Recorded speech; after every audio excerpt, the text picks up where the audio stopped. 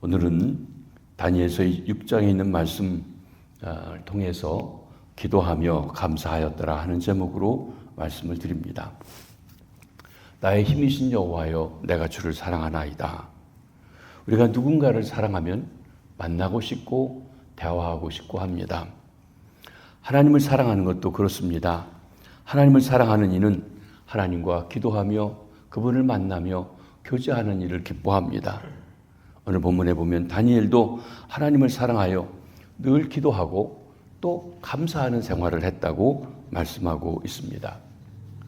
우리는 3번에 걸쳐서 다니엘과 그의 세 친구가 뜻을 정하며 하나님을 섬겼다고 했습니다. 바벨론에 포로 잡혀갔습니다. 남의 나라입니다. 억압된 상태입니다. 그런데 그들은 먹는 것을 통해서 자기를 더럽히지 않겠다. 우상에게 드려진 재물을 먹음으로 말미암아 하나님께서 기뻐하시지 않는 일을 하지 않겠다고 했던 것입니다. 두 번째로는 어떤 상황에서도 하나님 외에는 절하지 않겠다 하는 일을 정했습니다. 불무불 속에 던져지는 극한 속에서도 하나님이 아닌 금신상, 느부갓네살이 만든 금신상에 절하지 않았던 것입니다. 하나님의 구출하심을 받게 되었으며, 오늘 본문에 보면 다니엘은 어떤 상황에서도 하나님께 기도하는 것을 쉬지 않겠다 하는 뜻을 정했습니다. 그 과정에 대한 말씀을 우리가 살펴봅니다. 다니엘이 왕에게 인정을 받게 되었습니다. 느부갓네살의 후손이었던 벨사살이 교만을 떨고 하나님을 모독하는 일을 하자 하나님께서 잔치자리에서 나타나 손가락으로 메네 데겔 우바르시라는 글을 썼습니다. 그 손가락이 나타나 글자를 벽에 쓰는 것을 보고 놀라웠을 때 다니엘이 그 뜻을 해석해 주죠. 하나님이 저울에 달아보니 부족함이 보여 나라가 나뉘어질 것이다. 그날 저녁 벨사살이 죽임을 당하고 이제 바벨론이 멸망하게 됩니다. 그리고 메대 사람 다리오가 주전 539년 메대와 파사의 연합군의 왕이 되었던 것입니다. 이 메대 나라의 다리오 왕은 전국을 120개 주로 나누고 각 고관들을 세웠습니다. 또 다리오 왕은 120명의 고관들 위에 3명의 총리를 두게 되었습니다. 이 세 총리의 주된 임무는 국사를 관장하되 특별히 국고에 들어오는 재정을 관리하고 국가의 안녕과 질서를 유지하는 것입니다. 그런데 그 3명의 총리 중에도 제일 총리가 다니엘이었던 것입니다. 이렇게 다니엘이 지혜와 정치가로서의 경륜이 탁월했음을 나타내는 증거인 것입니다. 다니엘의 지혜가 하나님에게서 온 것이기 때문에 그렇습니다. 구속사적인 관점에서 본다면 이 사건은 하나님을 사랑해서 섬긴 다니엘을 통해서 하나님의 백성 이스라엘 민족을 보호하시고 인도하시려고 하는 하나님의 섭리였던 것입니다. 이처럼 하나님은 시대와 환경을 초월해서 자기 백성을 신실하게 끝까지 보호하시는 약속의 언약의 하나님이신 것입니다. 그런데 이렇게 높임받은 다니엘이 시기와 질투, 모함을 받게 되었습니다. 그 이유가 무엇입니까? 먼저는 다니엘이 포로에 잡혀온 이스라엘 백성이라는 것이 다른 총리들과 고관들에게 시기심과 아울러서 질투를 일으키기에 충분했던 것입니다. 자기네 본토 사람도 아니고 포로 잡혀온 사람이 이렇게 높임받는 것, 소수인이 있기 때문에 또 질투가 되었을 것입니다. 더구나 다니엘이 다리오 왕의 절대적인 신임을 받고 있었기 때문에 그랬던 것입니다. 그래서 그들은 시기하고 질투했던 것입니다. 이 질투를 받고 있는 그를 이제 사람들이 끌어내리기 위해서 모함을 합니다. 그 모함하는 방법이 매우 지능적이었던 것을 봅니다. 먼저 국사에 대해서 고소할 틈을 찾았는데 놀라운 것은 고소할 틈을 찾지 못했다고 그랬어요. 다니엘이 민첩하고 3절입니다. 4절에는 충성되어서 아무 그릇됨도 없고 아무 허물도 없었다고 말씀하고 있습니다. 여러분, 우리말에 털어서 흠이 없는 사람이 없다, 먼지 나지 않는 사람이 없다고 하는 말이 있는데 아무리 털어도 고소할 게 없다는 거예요. 저는 다니엘서를 읽으면서 다니엘이 기도를 하고 사자굴에 들어갔던 것보다 더 어떤 면에서 놀라운 일이고 본받아야 할 일이 이거라고 생각합니다. 흠이 없다는 거예요. 이 국가의 일을 하면서도 하나님의 일을 하는 것처럼 민첩하게 빠르고도 정확하게 일을 하고 충성되게 일했다. 그래서 아무 그릇됨도 없었습니다. 허물이 없었습니다. 요즘 국가는 관두고 교회에서 일하는 분들도 이게 허물이 너무 많이 생겨가지고 말이 많이 나오고 또 흠이 되고 하는 일인데 흠이 없었다고 하는 것입니다. 우리가 어떤 일을 하든지 민첩하게 정확하게 그리고 나아가서는 충성되게 그 일을 감당해서 허물 잡혀서는 아니 된다고 하는 것입니다. 하나님을 잘 믿는다고 하는데 생활은 엉망이고 공부는 못하고 시험에는 싼 방법을 가리지 않고 직장에서는 비난의 대상이 된다고 하면 그런 사람들이 헐뜯고 무너지고 그리고 그런 하나님 안 믿는다고 하는 소리를 듣게 되는 것입니다. 그러자 이번에는 다니엘이 섬기는 하나님을 가지고 율법을 고소하려고 했습니다. 그들이 뭐라고 했냐면 저가 하나님을 철저히 섬기는데 그것 외에는 무너뜨릴 일이 없다고 얘기한 것이에요. 다니엘은 철저한 신앙심을 가지고 고소하려고 했습니다. 대적들이 술수를 끄며 왕을 충동합니다. 한 금령을 세워서 지금부터 30일 동안 누구든지 왕 외에 어느 신에게나 누구에게나 절하는 사람은 사자굴에 던져넣자 한 것입니다. 그것도 그 왕의 도장을 찍어서 바꾸지 못하게 하는 것입니다. 사탄의 매우 지능적이고 간교한 방법을 봅니다. 그들은 다니엘을 직접적으로 공격하지 않으면서도 우회적으로 하나님과 왕 사이에 누굴 택할 것이냐 하는 그런 선택하도록 유도한 것입니다. 그들은 왕에 대한 충성심도 보이면서 교묘하게 다니엘을 궁지에 몰아넣으려고 했습니다. 나아가서 이들은 다니엘이 발병하지 못하도록 왕의 주소를 공식화하기 위해서 어인까지 찍어 두었던 것입니다. 사탄의 계획이 치밀하게 나오는 것을 봅니다. 다니엘은 3명의 총리 중에 하나였습니다. 이 조사에 어인을 찍은 것도 왕 자신이기보다는 어쩌면 다니엘 자신이 바로 도장을 찍어서 왕의 명령을 전국에 반포하는 그 일을 했을 것입니다. 이 조서에 어인 찍힌 것을 너무나도 잘 알았습니다. 아니, 대표 총리로서 직접 어인을 찍어서 그런 일이 진행되도록 한 것입니다. 그러나 다니엘은 집에 돌아가서 기도합니다. 여러분, 30일 동안만 기도하지 않으면 될 터인데 기도를 계속합니다. 30일간 기도 안 하면 뭐 어떻게 됩니까? 30일간만 속으로 기도하면 뭐 어떻게 됩니까? 30일간만 문 닫고 남이 안 보게 기도하면 뭐 어떻게 됩니까? 기도하는 사람들은 그렇게 생각할지 모릅니다. 그러나 하나님을 사랑하고 그러기에 그 사랑하는 하나님과 교제하는 순간을 한순간도 중지할 수 없었던 다니엘은 그 기도 생활을 전과 똑같이 합니다. 예루살렘을 향하여 합니다. 그리고 문을 열고 그리고 다른 사람들이 볼 수 있도록 원래 했던 대로 그대로 합니다. 비록 생명의 위협을 받는다 해도 기도하는 것을 변치 않을 수가 없었습니다. 변할 수가 없었습니다. 어쩌면 내가 기도하다가 죽게 되면 사자밥이 되면 내가 사랑하는 주님 앞에 빨리 갈 수 있다 하는 그런 마음으로 했을지도 모릅니다. 그가 하나님께서 나를 지켜주신다, 보호하신다는 그 생각으로만 그렇게 하지는 않았을 수도 있다는 것입니다. 자기를 모함하는 이들 앞에서 하나님을 사랑하는 것, 아닌 척하는 것 결코 할 수가 없었습니다. 그렇습니다. 그는 그렇게 기도했던 것입니다. 예루살렘을 향하여 열린 창에서 기도합니다. 이는 성전이 생긴 이후 하나님의 백성 이스라엘의 관습으로 하나님을 향한 관심, 열심, 방향을 보여주는 것입니다. 그를 모함하는 대적들이 지켜보는 줄 알고도 그렇게 합니다. 하루에 3번씩 기도합니다. 여러분, 하루에 3번 기도하는 것 유대인의 관습이고 초대교회도 그 일이 있죠.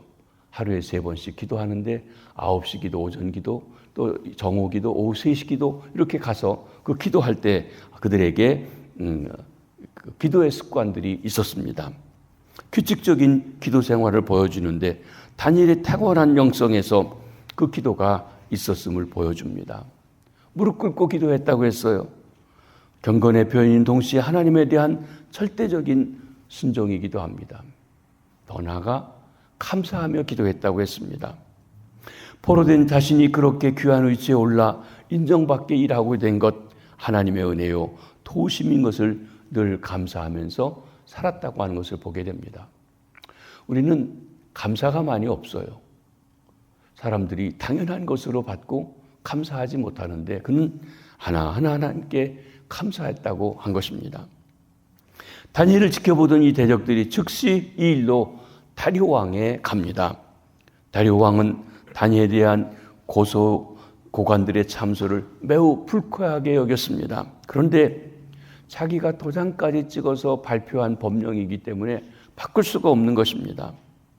다리오 왕은 어쩔 수 없어서 다니엘을 사자굴 속에 던져 넣으라고 했던 것입니다. 그러면서 의미 있는 말을 거기 붙이게 됩니다. 16절에 보면 내가 항상 섬기는 너의 하나님이 너를 구원하시리라. 여러분, 다니엘 자신이 하나님이 나를 사자굴에서 건질 것이다 이렇게 말하는 것이 없어요. 누가 얘기하냐면 왕이 얘기를 한다는 거예요.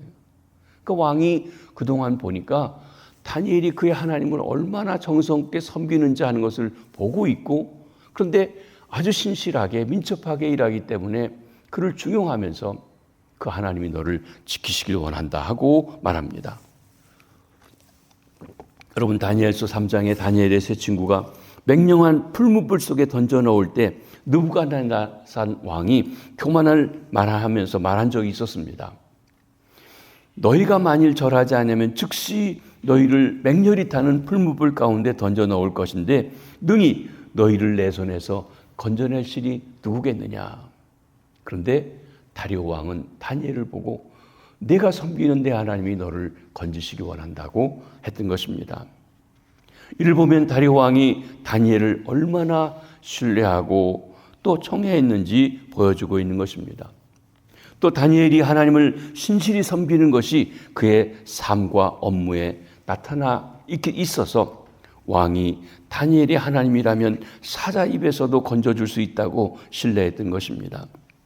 삶이 바로 우리 하나님의 증거가 되고 있는 것이에요. 금년에 우리가 말씀을 삶으로 살자고 했습니다. 우리 삶이 말씀이 되도록 그 하나님이 증거될 수 있도록 그렇게 살아가야 된다고 하는 것입니다. 우리는 삶을 통해서 어떤 하나님을 증거하고 있는지요. 다니엘이 사자굴 속에 던져졌습니다. 그런데 우리가 잘 아는 것처럼